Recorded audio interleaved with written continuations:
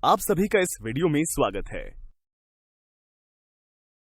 हमने अपनी पिछली वीडियो में देखा कि एक त्रिभुज जिसके निर्देशांक दिए हुए हों तो उस त्रिभुज के क्षेत्रफल का मान इस सूत्र की सहायता से आसानी से ज्ञात किया जा सकता है। आज इस वीडियो में हम इस पर आधारित कुछ दिलचस्प उदाहरण देखेंगे। एक चतुर्भुज जिसके निर्देशांक 1, 1, 7, ऋणात्मक 3, 12, 2 व 7, 21 हैं। क्या आप इसका क्षेत्रफल ज्ञात कर सकते हैं? चलिए इस पर चर्चा करते हैं। सबसे पहले चतुर्भुज के निर्देशांकों को बिंदुओं P, Q, R व S से प्रदर्शित करते हैं। क्या आप बता सकते हैं कि इस चतुर्भुज के क्षेत्रफल का मान ज्ञात करने के लिए हम क्या कर सकते हैं? बिल्कुल सही। यदि बिंदु P को बिंदु R से मिला दे तो चतुर्भुज दो हिस्सों में बंट जाता है और हमें दो त्रिभुज PQR व PSR प्राप्त होते हैं, जिसकी सहायता से हम चतुर्भुज का क्षेत्रफल ज्ञात कर सकते हैं।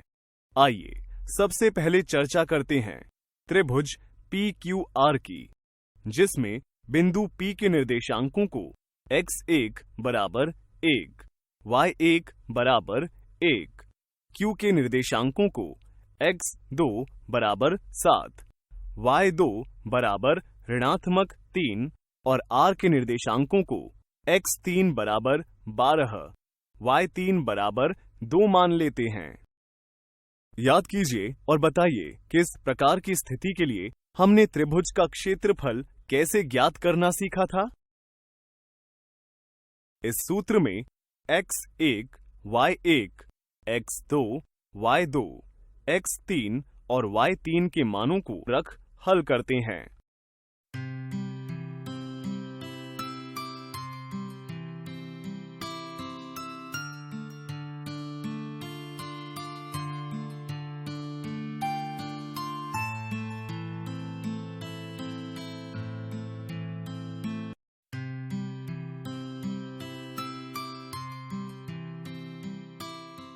जिससे हमें त्रिभुज PQR का क्षेत्रफल 25 वर्ग इकाई प्राप्त होता है। क्या आप त्रिभुज PSR का क्षेत्रफल ज्ञात कर सकते हैं?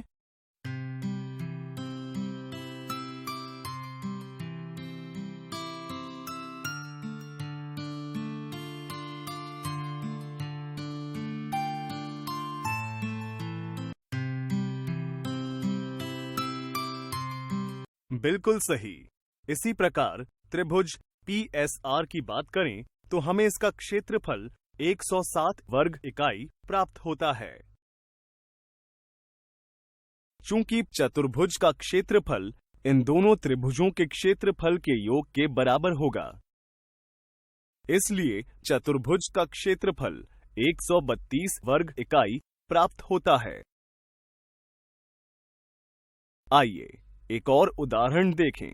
यदि त्रिभुज ABC के निर्देशांक क्रमशः 1, ऋणात्मक 2, 2, 3 और ऋणात्मक 4, ऋणात्मक 3 हैं, तो त्रिभुज का क्षेत्रफल और बिंदु C से शीर्ष लंब की ऊंचाई क्या होगी?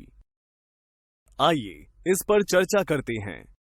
सबसे पहले त्रिभुज ABC की रचना करते हैं, जो इस तरह का दिखाई देता है, जहां त्रिभुज के बिंदु A के निर्देशांक x1 बराबर 1, y1 बराबर ऋणात्मक 2, B के निर्देशांकों को x2 बराबर 2, y2 बराबर 3 और C के निर्देशांकों को x3 बराबर ऋणात्मक 4, y3 बराबर ऋणात्मक 3 मान लेते हैं। क्या आप इन मानों की सहायता से त्रिभुज का क्षेत्रफल ज्ञात कर सकते हैं? बिल्कुल सही। इन सभी मानों को त्रिभुज के क्षेत्रफल के सूत्र में रख हल करने पर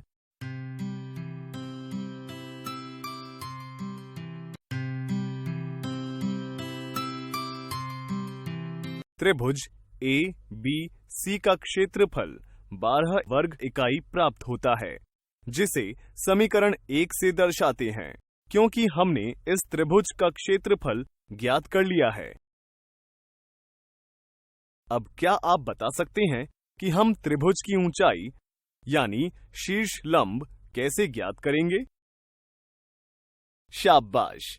हम जानते हैं कि त्रिभुज का शीर्ष लंब आधार पर 90 डिग्री का कोण बनाता है।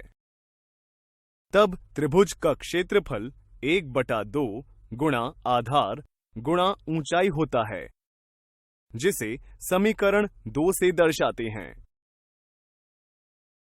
दूरी सूत्र की सहायता से AB का मान